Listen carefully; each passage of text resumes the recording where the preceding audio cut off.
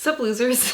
I'm Coral. Welcome back to my channel. I'm here today with the books that I read in the second half of February. Let's start out with my stats for the month.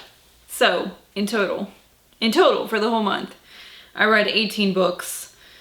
15 of these were books that I owned previous to this year. I read 7,167 pages, which is about 247 pages per day. I read 6 horror novels, 3 literary fiction books. I read 5 fantasy books and 4 thrillers. The oldest book I read came out in 1991. I read a book that came out in 1999. One from 2006, one from 2011, one from 2015, one from 2017, one from 2018, 2019, 2020. I read 2 that were published in 2021, 2 that were published in 2022, 3 that were published in 2023, and a new release from 2024. I also like to keep track of the series that I've read. So this month I completed one series, or I read a book that completed one series.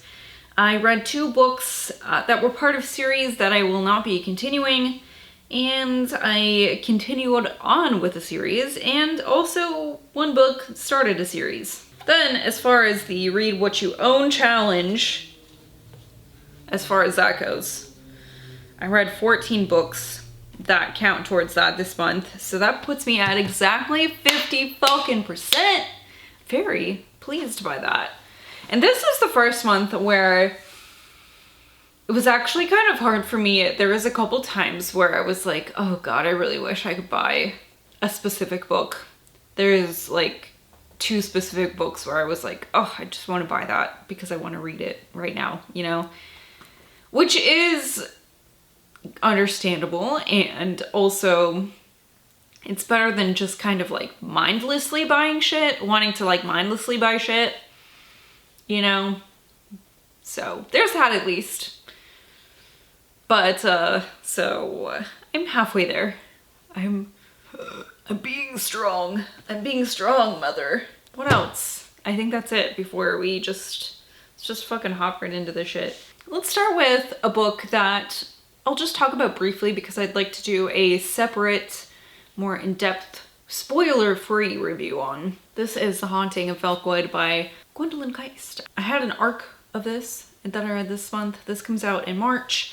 And this is a horror novel that was kind of like a ghost story, but it was really unique. It was kind of like haunted housey, but like a whole haunted neighborhood almost. This takes place 20 years after this strange event happened, where this neighborhood like became surrounded by this impenetrable veil of like mist. And there are only 3 people who they think could probably enter it. And those are 3 people who are young women who used to live there at the time, but like were not there at the time of the thing happening, the event. And so now it's like 20 years later, and one of the like survivors, I guess they call them, of this event is like, I want to go back there now and kind of confront like the ghosts of my past and blah blah blah. I'll get more into it if you watch my review of this, which hopefully I'll film that today and hopefully edit that soon. Oh me. My editing. Oh God, I'm just so behind on that. Anyway, so I really liked this. I thought I really wanted to see where it was going to go. There is like this relationship between 2 of the characters where it's like they're kind of estranged, and I really wanted to see like if they end up reconnecting and stuff like that. Like, what is going on in this neighborhood? Are things like, are the people left behind in this neighborhood aging and progressing in their lives, or is it like a time loop? Like, what's going on there? It was very interesting and I liked it. And if you want to hear more about it, I'll tell you about it some other time if you watch my other video about it. So that was a new release that came out in 2024, which is why like I said, comes out next month in March, which is why I had a review copy of it. Then also this one, I'm just gonna talk about briefly because this one will be a spoiler full review. This is Dead of Winter by Darcy Coates. This came out in 2023. Do I have a hair on my lip? And this is my first time reading Darcy Coates. She has so many books. A lot of them seem like they're about haunted houses, which is sometimes my thing. But I feel like I really need it to be like a haunted house and something more, you know, to really interest me. So I haven't really picked up any of her stuff except for this, and I've got one that's like haunted, like space stuff, which is interesting, and also some creepy sea stuff, which is also very interesting. And I know she's got other stuff out there besides the haunted house stuff, but my point is that that's what I've primarily seen of hers, and that's why I haven't really picked up any of her stuff previous to the 3 books that I own of hers. But I bought this because it's a winter book, and that's something I love, winter horror. But I feel like this really felt a lot more like a thriller book than something that was out and out horror, which was a little bit disappointing. And I did like it, but I really felt like with the plot and the pacing and, you know, the conclusion, it really felt almost like a Riley Sager book, you know? Something that maybe toes the line of horror and thriller. So I'd really like to read another one of her books, I think, before I make any judgments about whether or not I like her books, I guess. But this is about this tour on their way up to a resort in the Rocky Mountains, and they have to get out of their tour bus because it breaks down, which logically is just such a silly idea. But they do that. There's like this storm, and they take cover in this cabin that they find, which is unlocked, and the inhabitants are not there. Soon after, they find their tour guide dead, and then chaos ensues, basically. Yes, I mean, that's basically it. And I will talk about this more in my separate review. Okay, well, next onto a book that I did really like. This is The Lies of Locke, Lamora by Scott Lynch. This came out in 2006, and this really surprised me. This was his debut novel, I discovered, and this is a Minnesota author, so that was kind of exciting. And I listened to this on audio. This I found on audio through my library, and this is like kind of a thicker book. And it was like, listen, if I can, I really need to whittle down my TBR, okay, right? And I also have to say, I really liked the narrator. I wonder if I can really quickly. He had almost a, like a Christopher Lee quality to his voice almost. What's his name? I think it's important to talk about that. His name is Michael Page, and I really liked his narrating. So this was really good. Narrator great, audiobook great. I liked the book a lot. This was a really fun, like, lighter on the fantasy book. Almost, it felt like Renaissance-y, Italian-inspired city where we're following Locke Lamora, who has been raised up to be a thief. And he's been like brought up by this master thief, and he's part of like this little tiny thieves guild almost. Like, you know, it's giving me like fancier, what town is it in? What town is the thieves guild in Skyrim? Is it Riften? Like the Ratway, whatever they call it, under the sewer, but like nicer and fancier almost.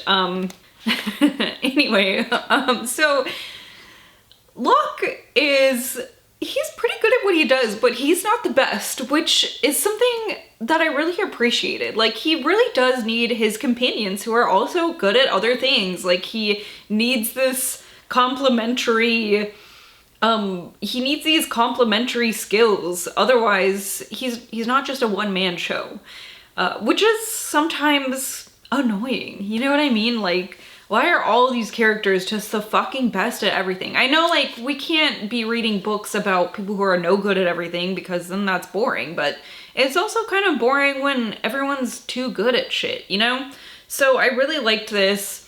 He's a thief, and he's in the middle of this con where he's gonna make some big bucks, and suddenly it's not going the way he planned it to. So it's really good, and this is the beginning of a series.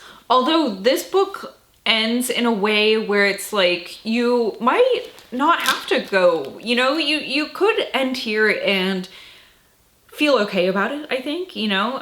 It seems like the second book will have a story that feels separate from the one that happened here. Of course, it's like, how should I say this? There are threads that will go into the second book, right? But the big problem is mostly solved in this, which I also do appreciate, because then it feels like less for my brain to have to keep track of until I finally get a copy of the second book. You know what I mean?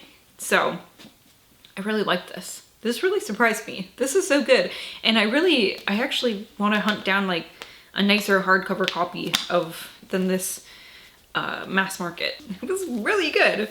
Okay, and then a book I really loved, Invisible Monsters by Chuck Palahniuk. This came out in 1999, and this book kind of knocked my socks off. It was so fucking weird, which, like, I know, Palahniuk, his books are weird. It's been a while since I've read one though. And this, I like really quickly finished it up this morning. It's like so strangely quotable. What do I even tell you about this? It's about a woman who was formerly a model in LA, and she has this tragic accident where her jaw is shot off, and she's in her car and she pulls up to the hospital and her window's down. They don't collect the bits of her bone and skin quick enough. And since her window is down in her car, the birds come in and eat her face. So she's telling everybody, birds ate my face. And, well, she's trying to tell everybody, she can't speak. She just gargles. And so she's writing to everybody. And like, oh my God, this book is just so absurd and so strange. And there are like twists that happen in this, and it's like, it just keeps happening to you, and you're like, I should have seen this coming, right? And it just keeps happening to you, and you're like, like, what does that say about me that I keep falling for this shit? You know what I mean? But like in such a good way. And I think this is my favorite one of his books. I really love Choke. That used to be my favorite, but I think that this one's my favorite. Of course I haven't read them all, but I think this is like the 5th or 6th one that I've read. What the fuck? What the fuck? This is so weird. Like, what else do I tell you? It's just about that. Like, his books are really not about, I don't know. They're just books about, I don't know. You just had to read one. You just have to read like one or two, and then you just kind of start to understand that they don't have to be about anything. But at the same time, there's like so much in there. It's so strange. And like, her brother has died, and he was gay, and now her parents have like taken this really internally, and because they kind of rejected him for being gay, they've become these really strange like allies, but almost like, it's almost like I don't even know how to explain it. It's too much. Like, they're doing too much, and they're talking about like, they're like, oh no, we're expecting to be hate crimed at any moment and stuff like that. And it's like, it's like satirical and over the top and just, it's my favorite Palahniuk. She's talking about wearing this dress that is a replica of the Shroud of Turin with buttons, red buttons, where the stigmata should be. And it's like, oh my God, it's just so, oh my God, I just, could I love a book more? I don't know. It's just so strange. Well, womp womp, a book that I didn't like so much. This is Rootwork by Tracy. This came out in 2022. I read this for the My Bloody Valentine readathon this month, and unfortunately I did not like this so much. What can I say about this? This is about three sisters in the late 1800s in Louisiana, and they visit their aunt who does root work and hoodoo, and there's this thing with the sheriff and something terrible happens. I don't know, it's like reading the back of this and then reading the book, and it's like, if it's like, where was this part? I mean, like, there was this in there, but there was so much of the book that felt like filler in between, and it bloated up all this. There's a lot of dialogue, which made it hard to get through for me. Not very much description of what's going on. A lot of characters telling me what's going on instead of me being able to discover it for myself. That's something that is just a personal pet peeve of mine, I guess. Also, one thing that I thought was weird was that it's set in the late 1800s, but it could have really been set at any time. Like, there's really nothing to indicate that it's set at that time. So it's like, why? Like, I was expecting some sort of like historical horror. Like, you know, I recently read Red Rabbit, which was a historical horror book, and that felt like you know, a Western. And this really didn't, like, why mention it? In fact, like, it talked about things like tarps, which, like plastic wasn't around then, you know what I mean? You know, things like that. So, I don't know. And not even to be nitpicky, it's just like, it's hard to feel immersed in a story when, and a lot of this stuff I know is just me in my brain that, like, is neurotic. I get it. It's my reader experience, but here I am talking about my reader's experience. And this, it felt long. You know, there's this thing with the sheriff, but people are just, because of the dialogue, it's like people are just telling me that he's bad.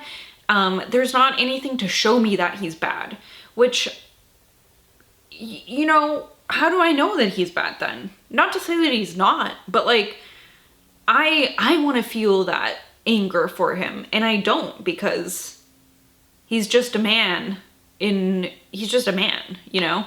So I guess it's just like, maybe this needed to be refined a little bit more. Maybe the ideas need to be dug into a little bit more. And I'm saying that as somebody who's never written a fucking book in my life. And then we get to also a book that I feel similarly about, His Black Tongue by Mitchell Luthi, which came out in 2020, when did you come out? 2021. This is a collection, and I felt similarly, like, this could have been a lot more enjoyable if the ideas in here had been refined. They just really felt very surface level. Dig deeper, get grittier and darker, and it was like he watched a lot of anime fight scenes, honestly. And it was like choreographed fight scenes that were too long, you know? So I read this because I wanted to read the novella His Black Tongue. And then I bought this copy, and it was a whole collection. So I read the whole thing, and His Black Tongue was probably my favorite part of this, but even that, like, it wasn't very good. There just really wasn't substance to anything in this. I feel like his ideas are good, So there's that. It's like maybe, you know, maybe I would try a book of his in the future once he's been writing for a while. All of these are kind of historical horror, medieval times, Viking times, stuff like that. There's a Viking story, like I said. There's this medieval plague story. There's an Arthurian knights story. You know, things like that. So just didn't like it at all. Unfortunately, I really suffered through it. I should have put it down, but I didn't. And then I did like this. This is Fairy Tale by Stephen King. It's been so long. I think the last time I read a King was last year. So here it is, Fairy Tale. This came out in 2022. And I've been mood reading a lot, which I think is helping me read more books, honestly. Because I get stuck in these little lists that I make for myself, and then I don't read as much. But I've been trying to, you know, make less list and let myself read just kind of whatever calls to me. And so I read Fairy Tale, and I'm so glad that I did. So this is, oh boy, this book was kind of strange. It felt like almost like two books, because there's this part. Wait, I have to read this, and okay.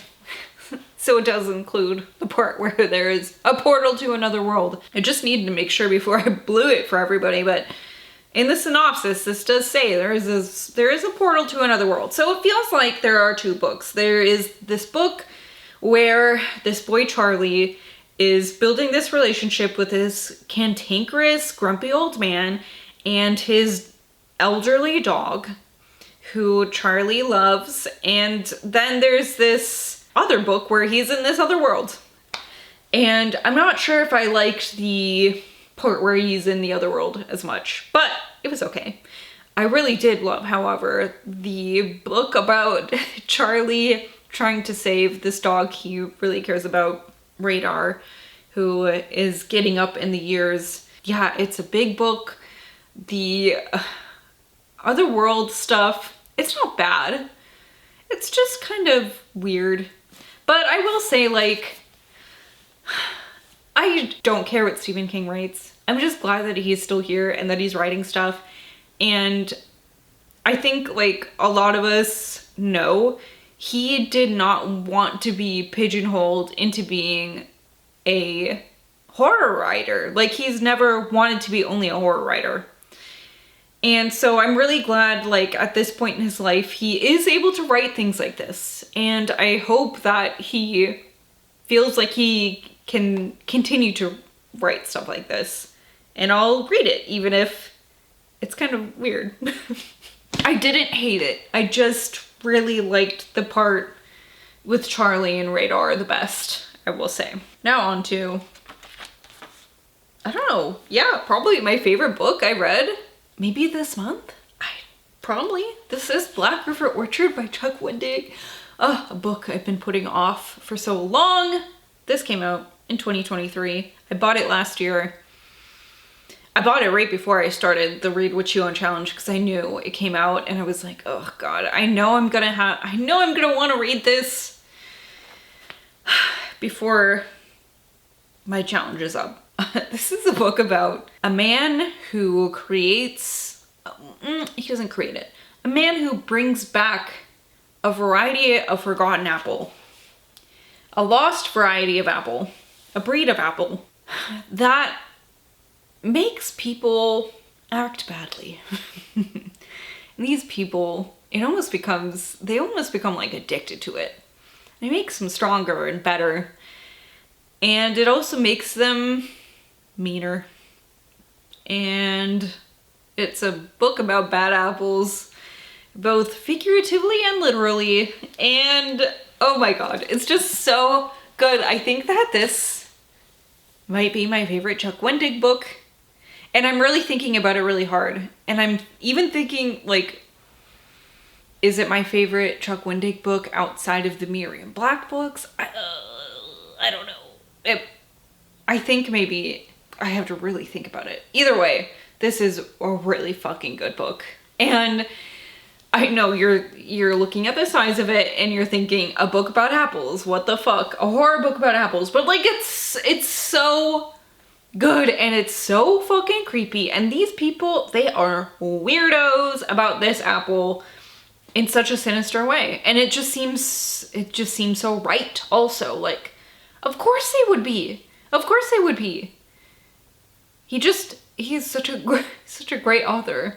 I just really, really enjoyed it. I have no comment. I have no criticisms. It's just a great book. And I really think that you should read it if you haven't. It's got apple facts. It talks a lot about apples. It's a great book. I think you should read it. I'm so glad I finally picked it up. Sometimes I do that where I get really excited about a book and then for some reason my brain doesn't want to pick it up because I'm so excited about it. It's like, and it's not like delayed gratification because I am not good with that. I'm really not good with that. So I don't know what it is, but I did really like that book. I think you should read it. Okay, well, those are the books that I read in the last half of February. I'd love to know what you read this month, what your favorite books you read this month were. If you've read any of these and what you thought about them, let me know. Did you read Black River Orchard? Did you read Invisible Monsters? Tell me what you think about them. I have all my Linktree stuff. You can check out all of that with my all my affiliate links for, let's see, Libra FM. What's that one called? What's the new script called? Everand, I think. Everand. I've got my Pango shop. I've got bookshop.org. I've got my social media stuff. All that. It's up there. So check that out. That's all I have for you today. Thank you again so much for watching. I will see you later. Goodbye.